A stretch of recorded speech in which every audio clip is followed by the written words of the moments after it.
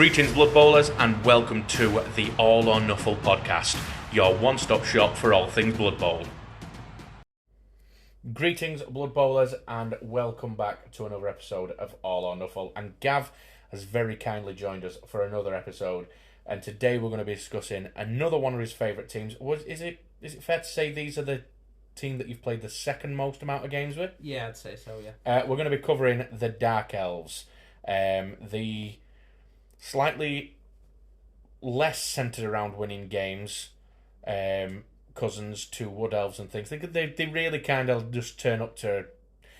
Just to put it into perspective for you really quick, the Witch Elf model is holding a beating heart. Yeah. In the Dark Elf team. Like, they're all about murder, hence the name of this episode. Now, I don't own the Dark Elf team. I've never played as them. I've played as them on the video game. There's certain setups, not going to say which one, we'll talk about it later, that I really, really enjoy. But we've got Gavv with us again because he has played them far more than me. So, very similar to what we did with Skaven, mate. A similar sort of structure. Tell us what it is, both. So, how did you come to get Dark Elves? I know you said when you told us about Skaven you bought them at the same time, but were it the same sort of situation as the visuals, or were it kind of like the lore of being these naughty version of elves, or do you know what I mean? Yeah, so it was sort of a similar version to the Skaven. I picked up the Goat Runner and loved it. I picked up the Witch Elf for the Dark Elf. Fell in love with that piece. It was a right. For those who like 40k, very reminiscent of a Banshee. Yeah. Eldari. Yeah. So yeah, and then it's one of those teams where it's like, right, just for a minute, forget about the game and just concentrate on killing stuff. Yeah, absolutely. It's very much...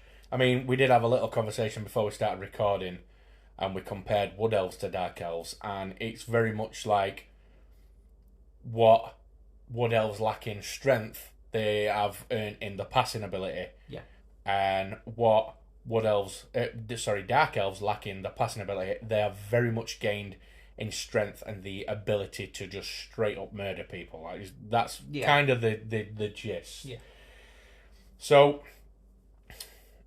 I'm going to ask you specifically about the models. What the sculpts, the models themselves, not the rules. What is it you like about it? I have heard that they are one of the more, not difficult, nuisance team to build because they've got a lot of really finicky little pieces. Yeah, it's the one that I struggle the most painting with, and the ones that I constantly look at and think I don't like the way they look, and I'm always twerking, teaking it, moving it a little bit about, and repainting.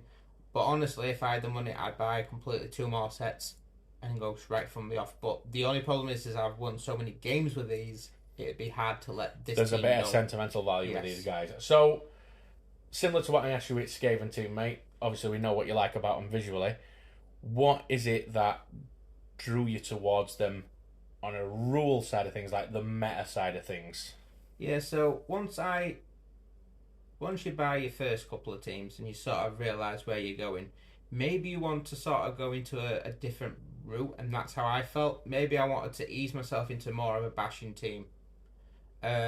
So I eased off on the speed just a little bit and went into full on, right, how can I get my opponents down to make this a lot easier on me? Yeah, absolutely. And my friend who got me into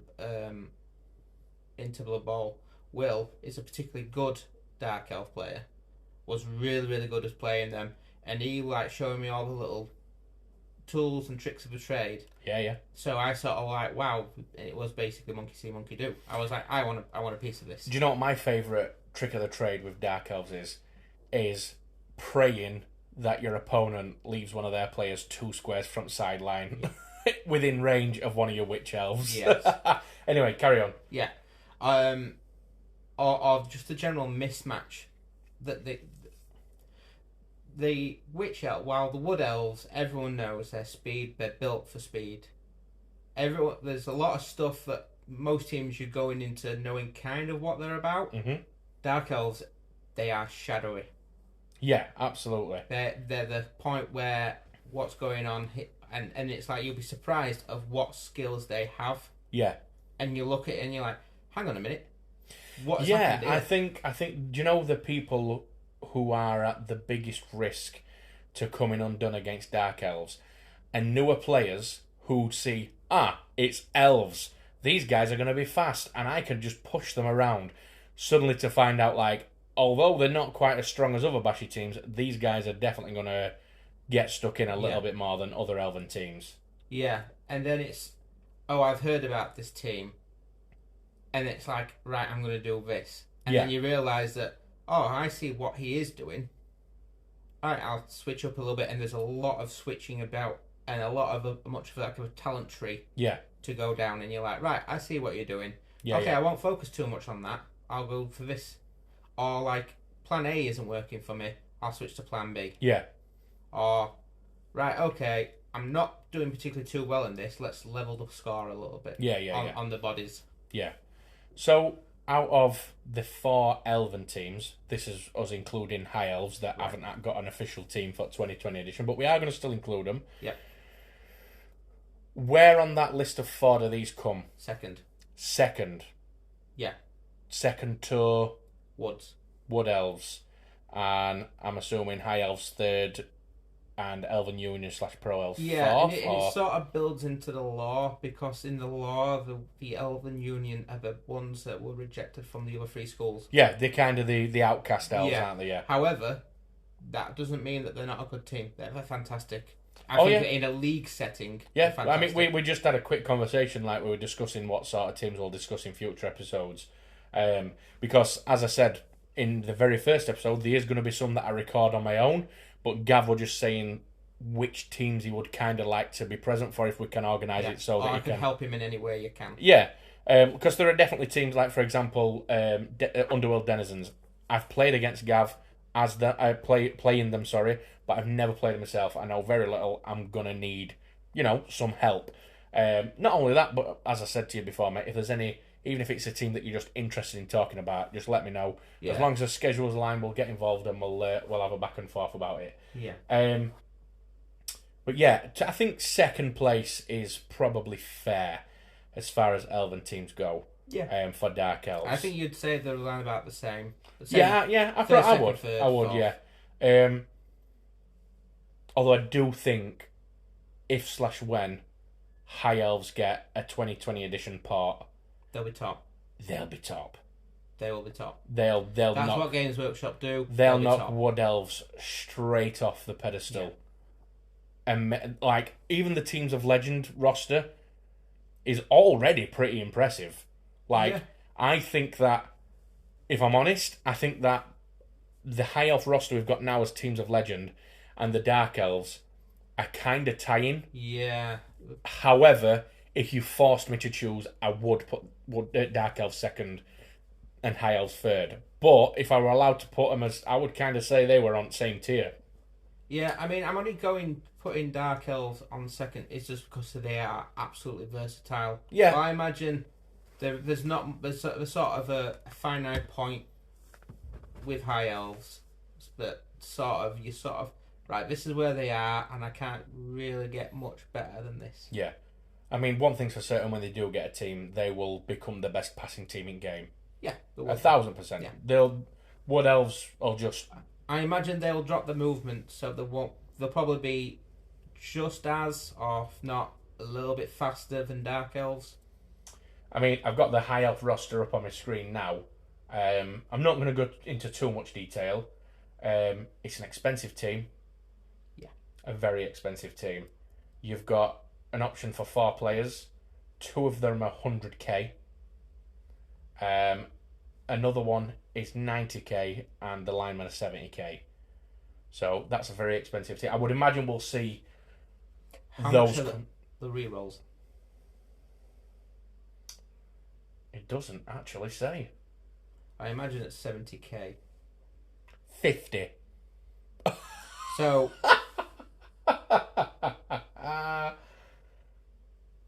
yes, 50. Anyway, this is not a High Elf episode.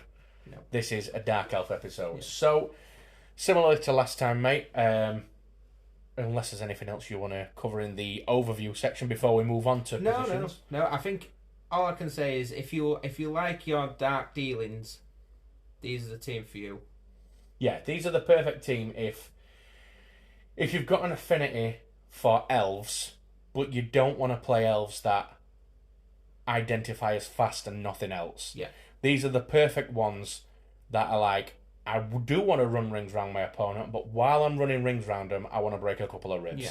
And I think as well, these are a team that you've played enough Blood Bowl now to sort of get your understanding and wrap your head around it, and now you want to move up to the next level. Yeah. There are teams that are very beginner friendly, and this team is just a little bit past that now. This is where you're getting into your 20, 30 games in. You're wanting to experience a little bit of something else, and I think this is the team for you. So, I've actually got one more question that I did just think of. I'm not going to make out like it's part of a plan. It did just pop into my head. We aren't going into too much detail because we are going to talk about what sort of skills we'd give them when we go through them. Where do you think Dark Elves fall in terms of how well they are to be developed for in a league play, like long play? I think at the beginning you sort of start off with your typical, right, there's two ways I'm going about this. You pick that, and then you capitalise on it, and then you go tenfold on it. And then by that, do you mean you kind of either lean into making them stronger or making them faster? No, as in if I want to, I like one player, one type of player. Oh, right, okay. You want to make a specific player like a cornerstone. That's it. Yeah, right. It's okay. like this team's all about making making a certain position a star, building it, taking it to the nth degree, then everything else is just to build around and make sure that you get that ability. Right, okay. So essentially, everything else is then tailored to support that. Yeah. Right, okay. So, without any more lollygagging, let's move on to the different positions of the Dark Elf team. And naturally, we always start with the linemen. And just as in real life with American football, they are the unsung heroes, the first to get blamed, the last to get recognition, the real workhorses working behind the scenes. However, I think with the Dark Elves, there's a bonus to them. Oh, really? Yeah. Shall we save that for when we get onto it? Yeah, go for it. So we'll put a little asterisk next to that for bonus.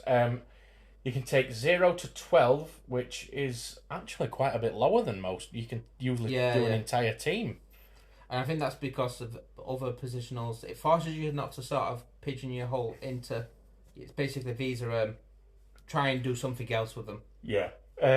So Dark Elf lineman, you can take a maximum of 12. 70k, slightly more expensive for a lineman. Yeah, and I think for good reason. It's not unheard of for a lineman to be 70k, but it is at the more expensive end.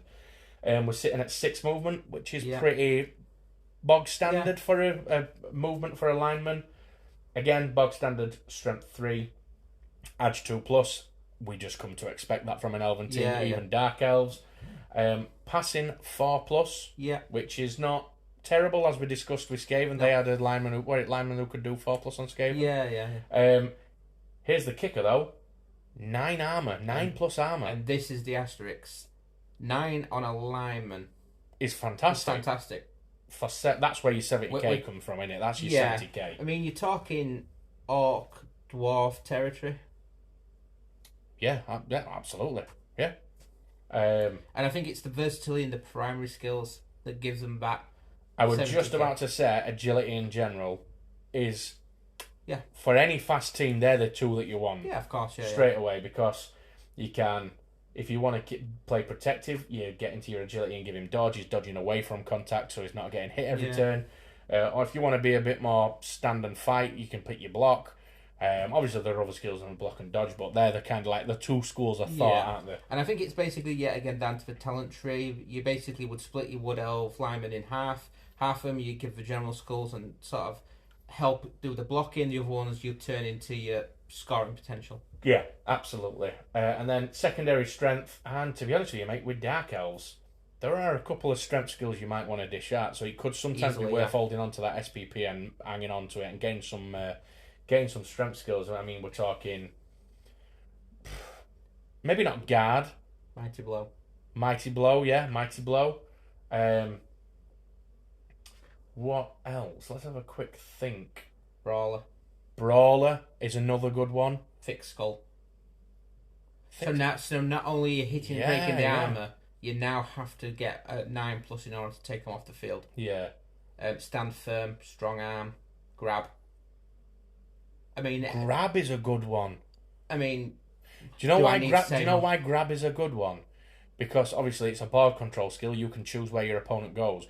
You can use that to perfectly line opponents up for your Witch Elf Frenzy. yeah, break tackle, multi-block. I mean, I think anything for a lineman to be given in the strength skill Correct. for second Yeah. phase. There's not many skills in the strength school that a lineman will Yeah. get and not be able to benefit from. Well, I think 9 times out of 10, I think if you stick with your general and for your prime, you're using just your primary skill because they are just linemen, by the way. Yeah, Yeah, they're yeah. just linemen, and it's a long commitment to hang on.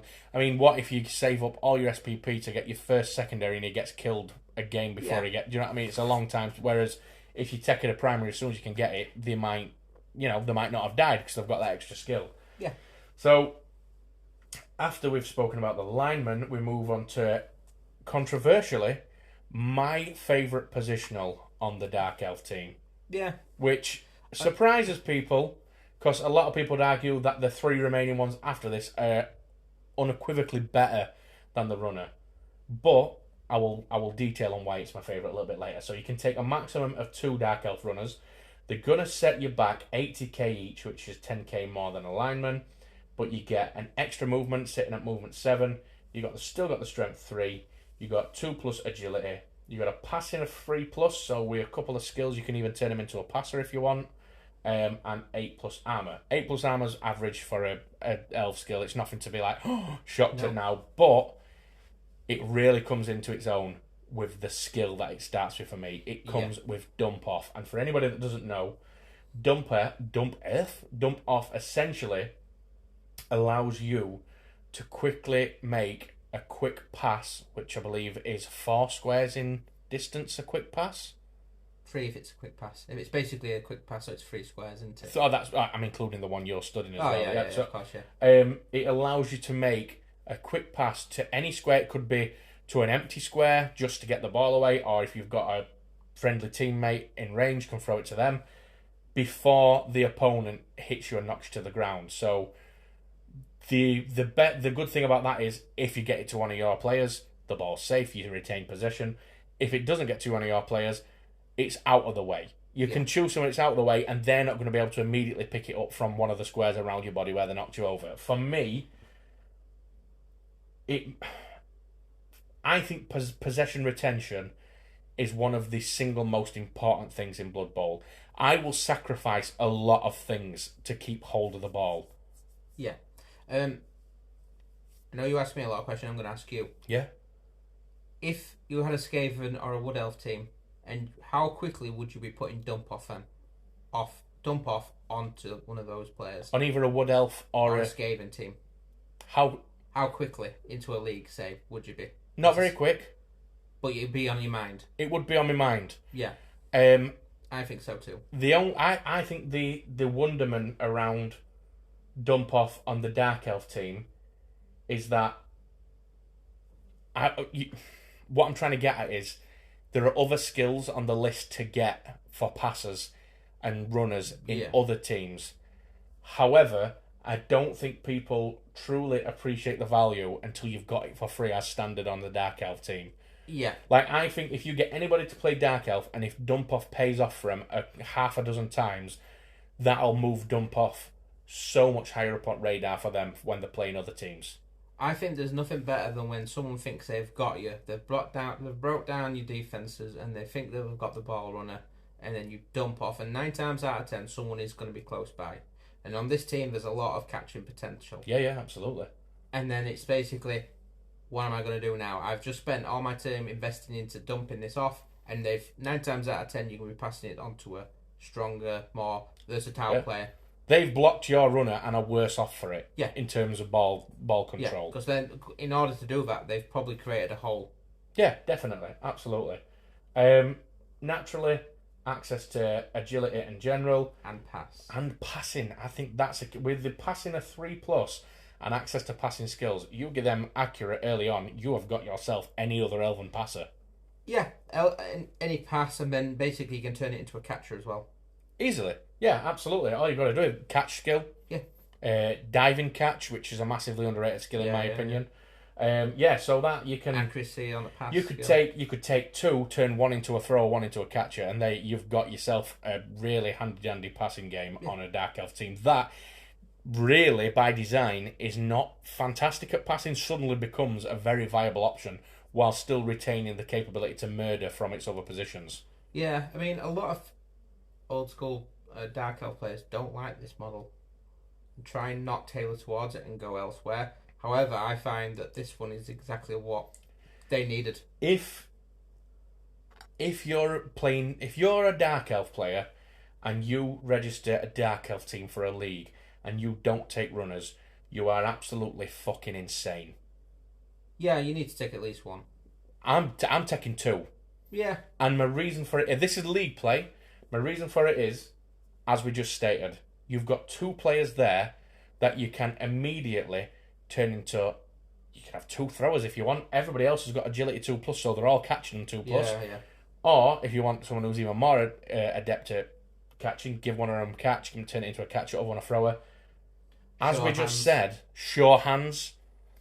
As we just said, being able to maintain the murdering capabilities of Dark Elves, but then also getting near Wood Elf quality passing just by having two runners that have been adapted with skills into being better at passing and catching is invaluable. Plus, there's also a victory. Do you not still get a victory point for passing, making a successful pass? Yeah. I think the person who catches the pass gets it, not the person who throws it, I do believe. Yeah, so imagine someone's blocking you and you're getting a victory point in their turn. Yeah, exactly. An SPP, in their turn. Exactly.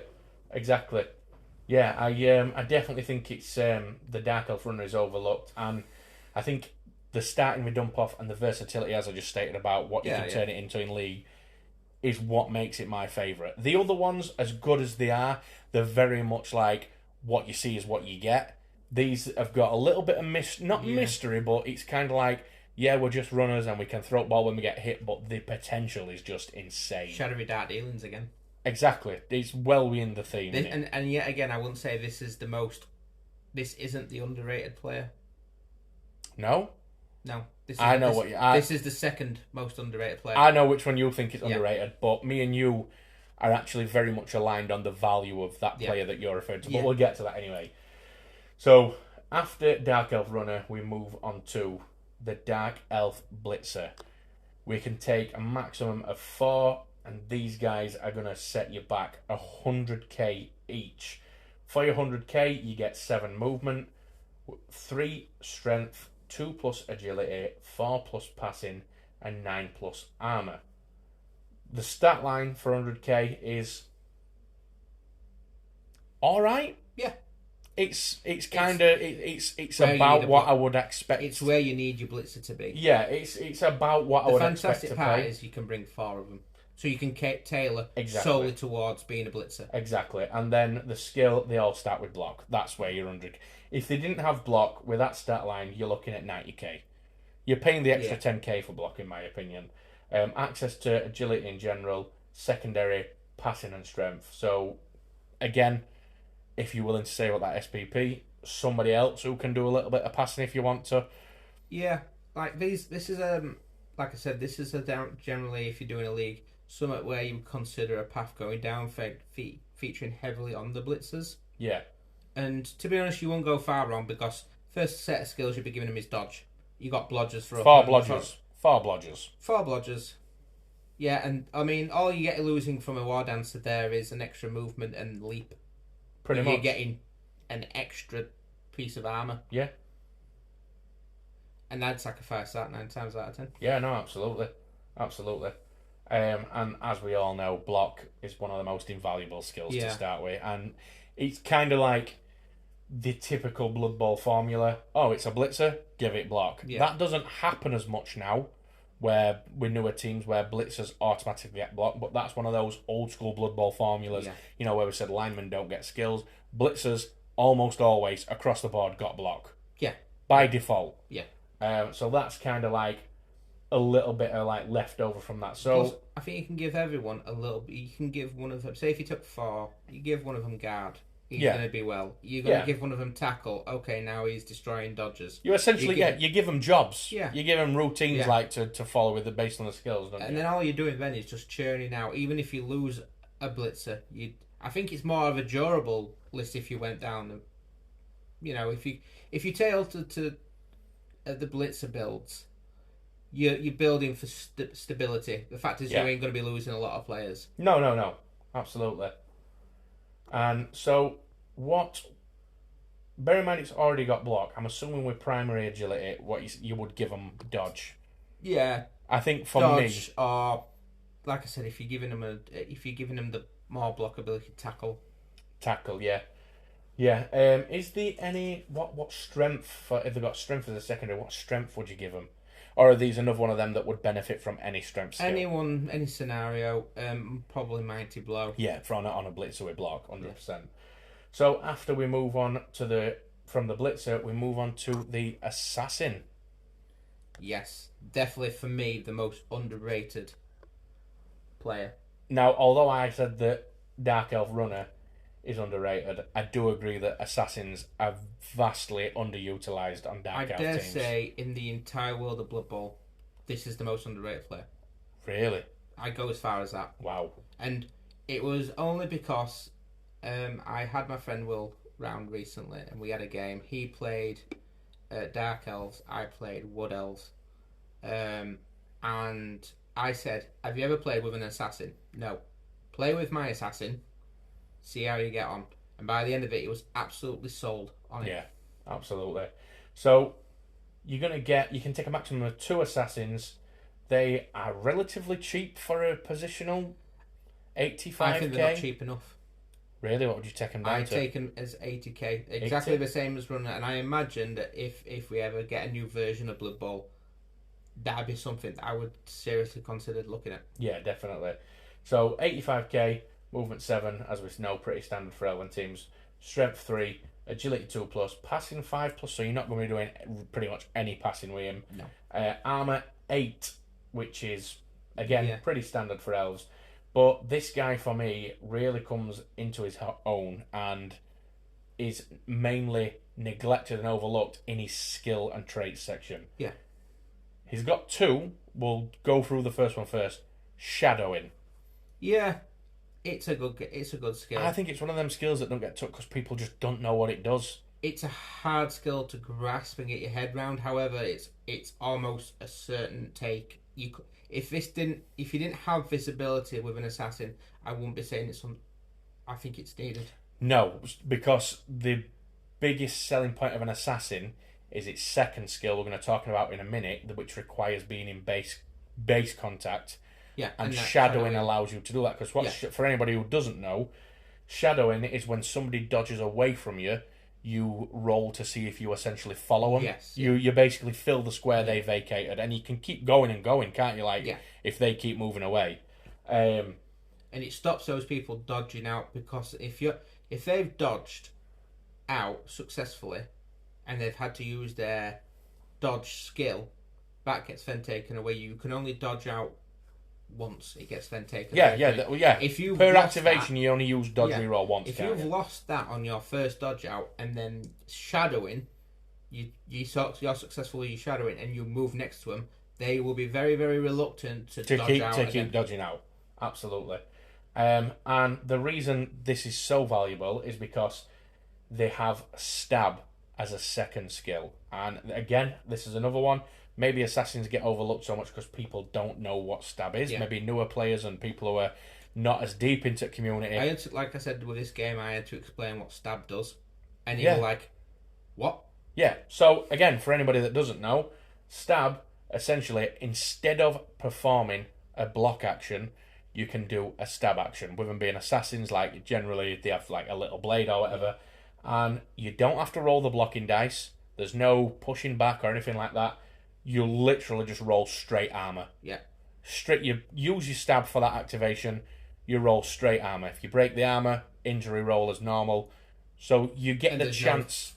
There's no foul penalty for having it. Oh no, not at all. It's yeah, absolutely. There's absolutely no negative Yeah. for using it.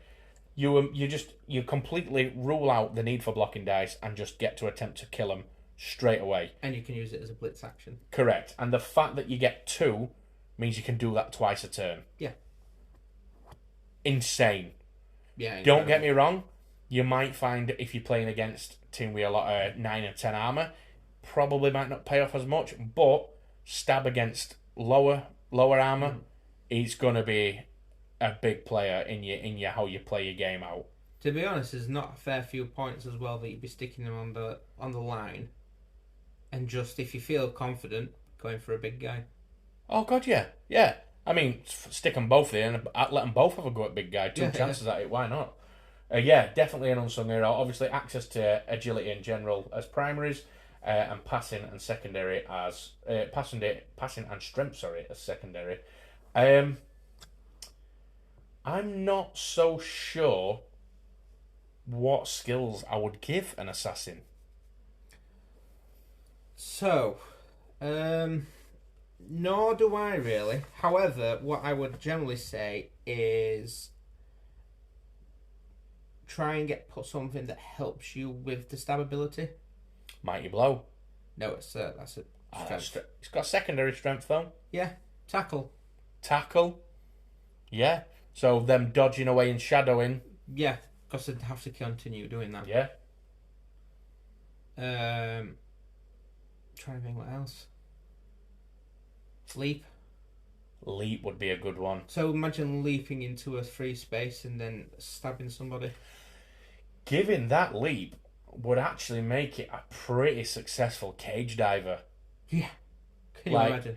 Leap straight over one of the corners of a cage into a free space, bang, stab on ball carrier. Yeah. And then the chance it will probably bobble out. Yeah. Maybe even and that is assassin. When, let's face it, that is when I think elves and fast teams, when you get that bobble out, and it goes into a square where you think, oh, we can get round there very soon. That's kind of like where elves become like a little bit naughty when I mean, Pie in the Sky Dream, you blitz in, you leap into the ball carrier, it bounces, you catch it, and then you leap back out and you're away. Oh, absolutely. Crazy. Absolutely crazy. So now we move on to a lot of people. I think this is probably the one that people like most. This is my favourite. I kind of knew that this would be one that people really like. It is the Witch Elf. Yeah. You can take a maximum of 2. They're going to set you back 110k each. The most expensive on Dark Elf team. Movement 7, as we know by now, is pretty standard for elves. Strength 3. 2+ edge, 5+ passing. So again, another one you're not going to be doing much passing with. Armor 8+, and to be honest with you, mate, if you didn't see the skills and saw that stat line, you'd be thinking, why the hell am I paying 110k for these? Yeah. Like, there's nothing spectacular on there for an elf. But when you do see into the skills section, you immediately think, oh, I get it, 110k. Yeah. You're getting dodge, block and dodge. 2 separate schools of skill, but arguably the most popular and most taken skills in game, purely because they're so good. Yeah. Frenzy. Yeah. She's just a whirling blade. Yeah. So for anybody that doesn't know, and by the way, guys, when I'm saying these for anybody that doesn't know, I don't want to talk blindly about stuff in case there's anybody out there who we could be saying Frenzy, and there's somebody could be sat there thinking, what the fuck is Frenzy? Like, come on. Yeah. So Frenzy is a skill that means after you block somebody with a player with Frenzy, if you don't knock them over on the first attempt and you just push them back, you must follow up and attempt a second block. Regardless of modifiers or anything, or assists or anything, like the second block, even if it means that it's a 2 dice uphill block, which means your opponent chooses, you've got to do it. And you have to follow up. After you can't leave a gap, you've got to follow up. Yeah. The reason this skill is so good, no matter who it's on, is, and I did allude to it slightly at the beginning, is if your opponent forgets that you've got Frenzy and leaves one of their players 2 squares from the edge of the pitch, You can run up, block him once, because you've got frenzy, follow up, block him again, push him into crowd. He's removed out of play.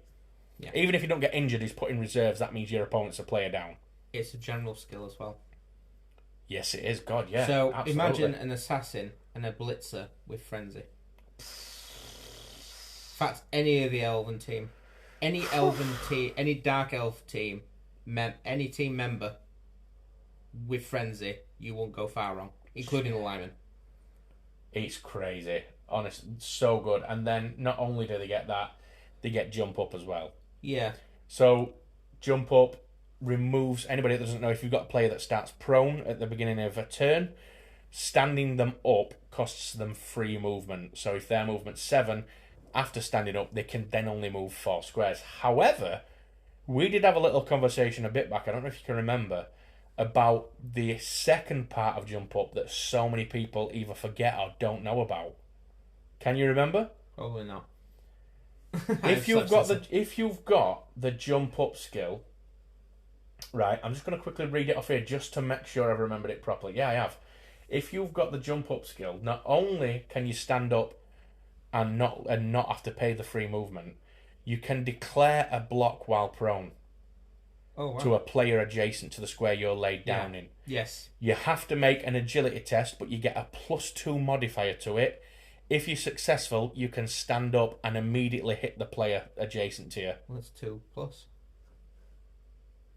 Yeah, but it could be... yeah. Do you know what I mean? It could be minus. Surrounded. Exactly.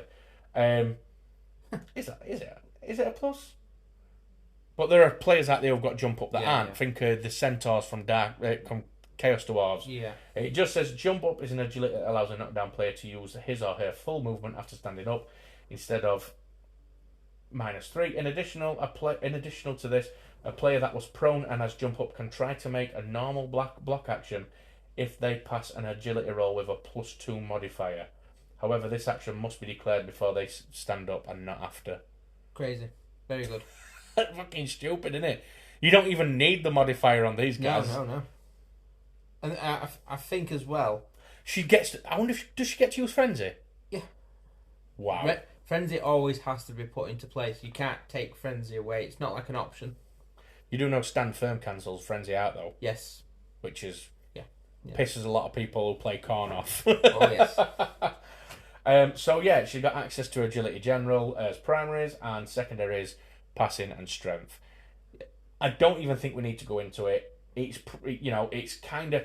This team was, barring the runner and maybe the blitzer a little bit, they all kind of follow a similar theme of what we're going to stick to primaries. Yeah. And we're going to stick to stuff that, like you say, can make them better at one specific thing that you want to do. Because that's the thing, not only about Dark Elves, but Blood Bowl as a whole. There is absolutely not a wrong way to give skills out. No. Because I might give skills to a player and think, I want it to do this job, and you might look and think, that player's not meant to do that job, he's getting this skill to... It's all about personal preference. I think this is like, you are a coach. Yeah. You're the coach of this team. You want that player to do something, you tell it. Yeah, this is absolutely. how I want you to do it. Absolutely. And I think with the Witch Elf, for me personally, ideal world, I'd have a minimum of 4. I'd have them exactly the same as the blitzers. Really? Wow. I think you should be able to run up to 0 to 4 of them. So that'd be... You'd use 440k of your million. I'd be happy with that. I'd run it with 0 rerolls and I'd be like, yeah, that's fine. So, very similar to last time we did with Skaven, I did ask Gavv to prepare 4 rosters. You did say that you had a little bit of a struggle with making the last one, or whether you did make it work. There was 2 plans of thought for the last one. One, you guys probably, and girls, didn't probably want to hear this one because it's boring. And I was like, these guys would probably want to hear something far crazier, something far out there, and go, yeah, okay, I like that idea. So we're gonna see what Gavv has cooked up for Dark Elves in the form of 4 rosters. Would you start by giving us your first one then, mate? So this one is simple, yeah, as I said, like I did with the Skaven, it's out of box. Out of box. I mean, every single one's going to have an out of box because people want to know what they can build straight away from out of box. Of course, yeah. And yeah, so it's 5 linemen. Yeah. Now there's 6 in the box, so you'll see my option as we go along. So it is 5 linemen, 2 runners, 2 blitzers, 2 witch elves, no assassins. Beautiful. 1 reroll.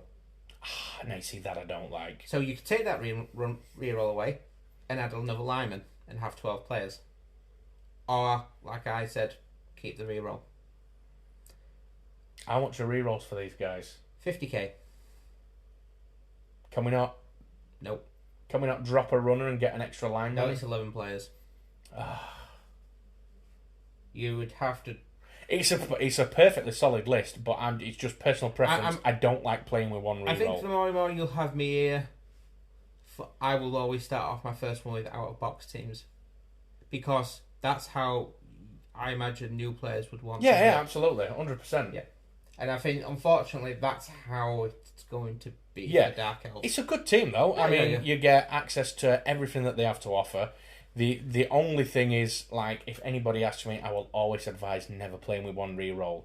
Maybe it's hard. It's tough. You have to play you accept so many things that go wrong because, I don't know, turn 3 of the half, a guy trips over and it were important. Like, you think, do I use it? I've got fucking 5 more turns to go. Do you know?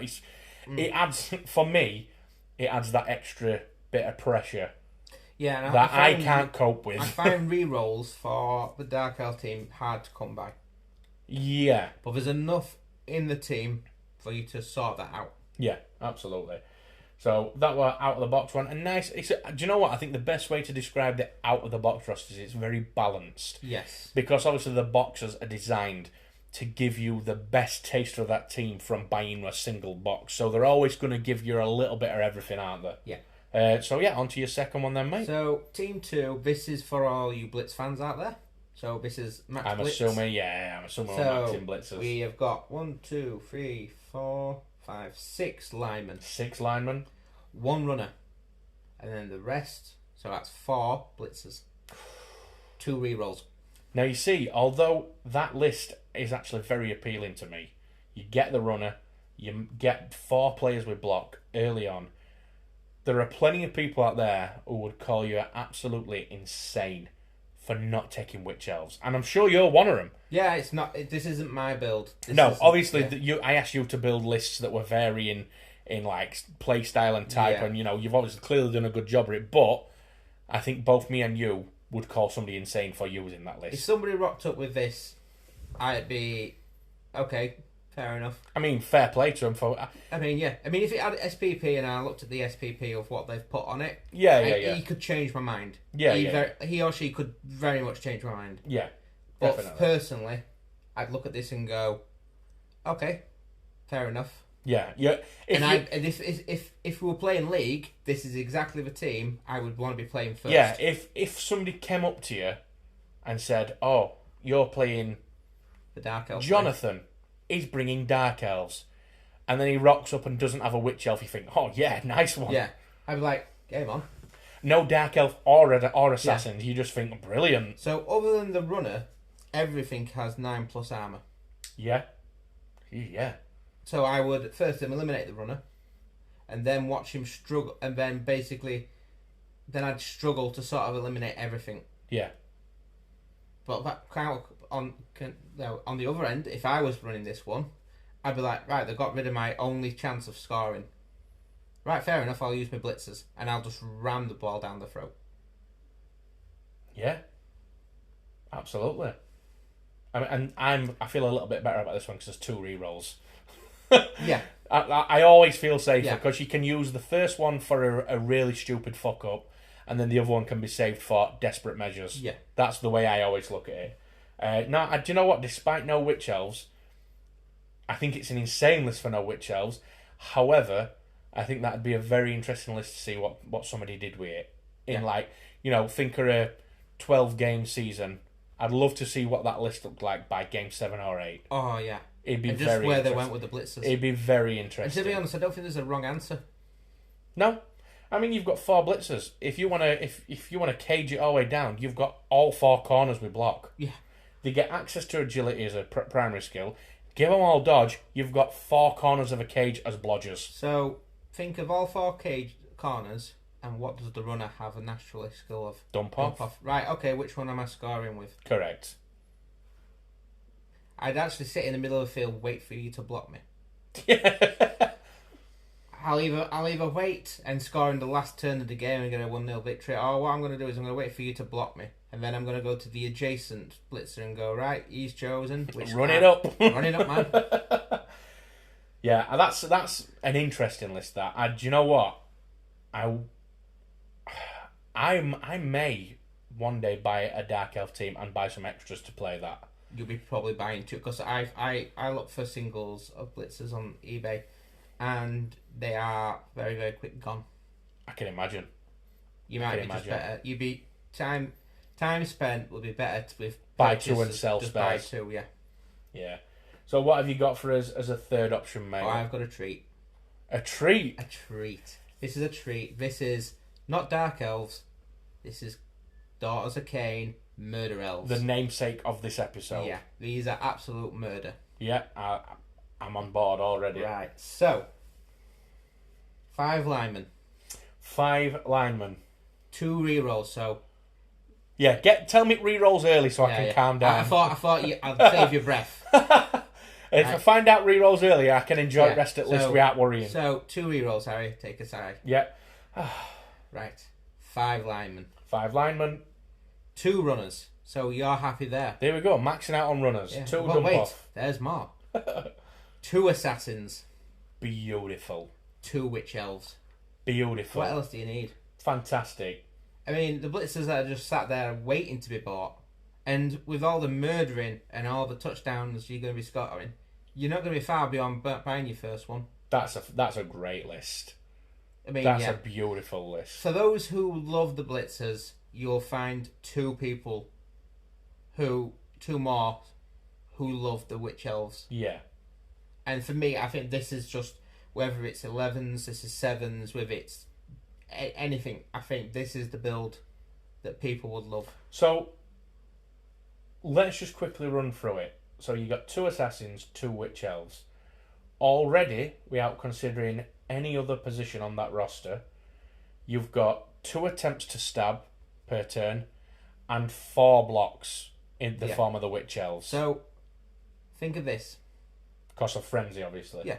So think of how, if I was to start a league with this, and they gave me 36 SPP, I'd give the entire line block.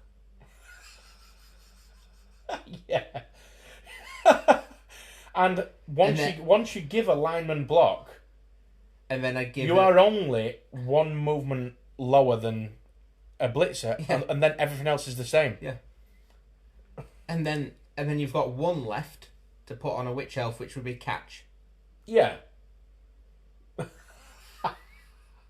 Is it fair to say, or I dare say, give it to an assassin and give it frenzy so it gets to stab twice? Really? Would you get to use stab for a second one? Imagine push, because you'd have to roll a dice on your first one, and then you can stab on your second. Oh, right, okay. Yeah, so you get a chance to knock him down. Yeah. Wow. Is it fair to say that this is this the most popular? It's my build. Is it popular in the community? I would say it is, yeah. I would imagine it's more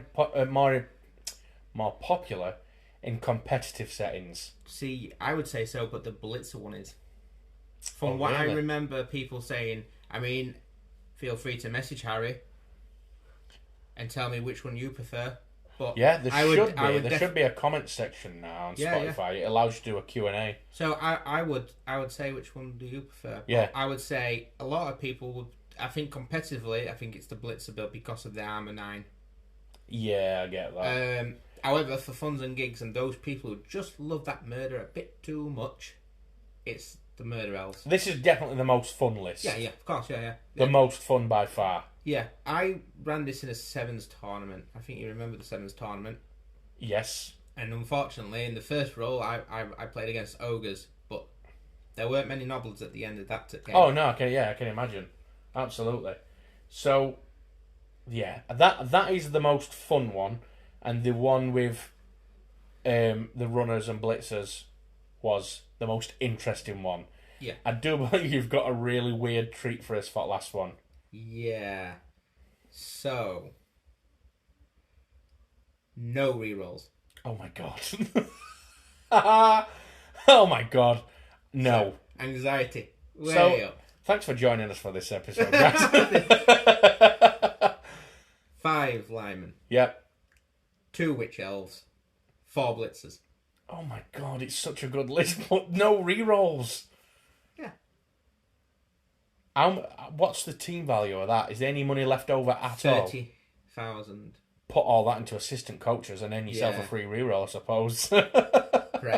Pray for that free reroll. But remember, it's only for the drive. Sure. Yeah.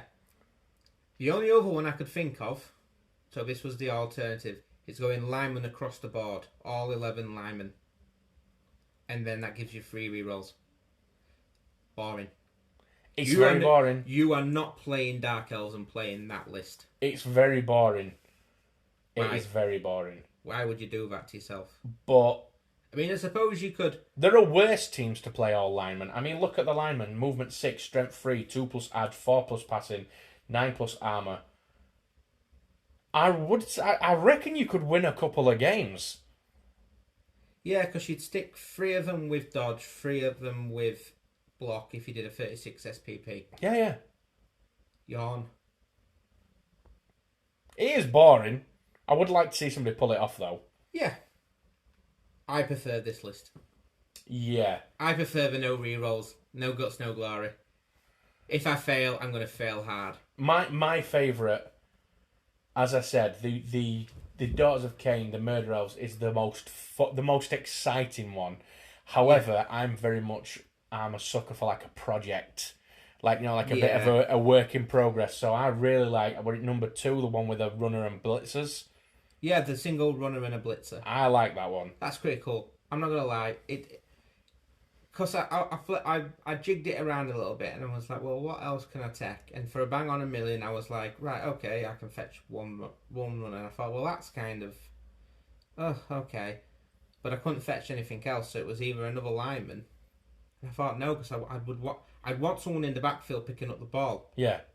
Right, okay. And then I'd be wanting him to at least do something. Right, Yeah. And I thought, right, yeah, fair enough. We'll go with a runner. No, I agree. I like that one. That's one that I would love to see somebody use. And is that the one where I said I'd love to see what that team looked like in Game 7 of it? It'd be... Yes, yeah. Do you know what? What the even more dream scenario is? I would love to see 2 people run that in the same league and then look what they did with it differently. Oh, yeah. To one another. Like I said, this is a team that caters very much to your own personal talent tree. Yeah, it's very much a blueprint roster, isn't it? Yeah, and I think there are other teams out there that start on more of a blank slate and see where you run with it. Yeah. These give you spice and go, right, what spice do you want? Yeah. This is the pizza menu of the Blood Bowl world. Yeah, absolutely.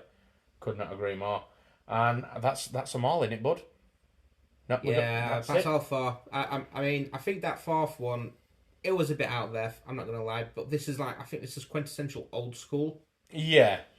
I think this is, people will be running 4 blitzers, usually 2, and then there were not much else, so it was all linemen. Yeah. So this is old school, but now, obviously, you are sacrificing all your rerolls. Yeah. But I would say with this one, you would have a lot of fun with your SPP.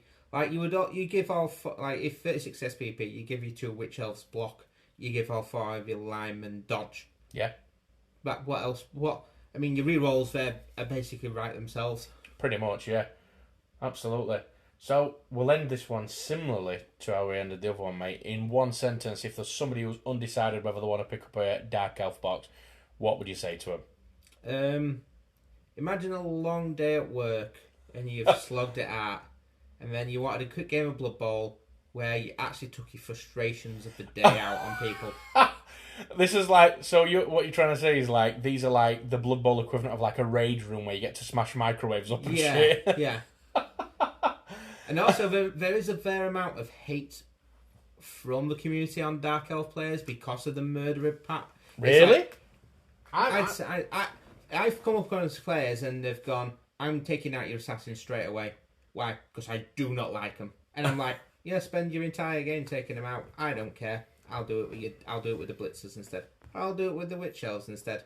There's no amount of I don't care what you're going to do to me because I know there's more than just that one tool in my box. Yeah. So, strength and versatility, really. Swiss Army knife. Exactly. So I think that pretty much sums it up perfectly, mate. Thank you very much for problem. joining me, bud. Hopefully we'll have you back for some other episodes around some other teams. And thank you to you guys for listening to another episode of All or Nuffle, and we'll see you for the next one. Take care, guys.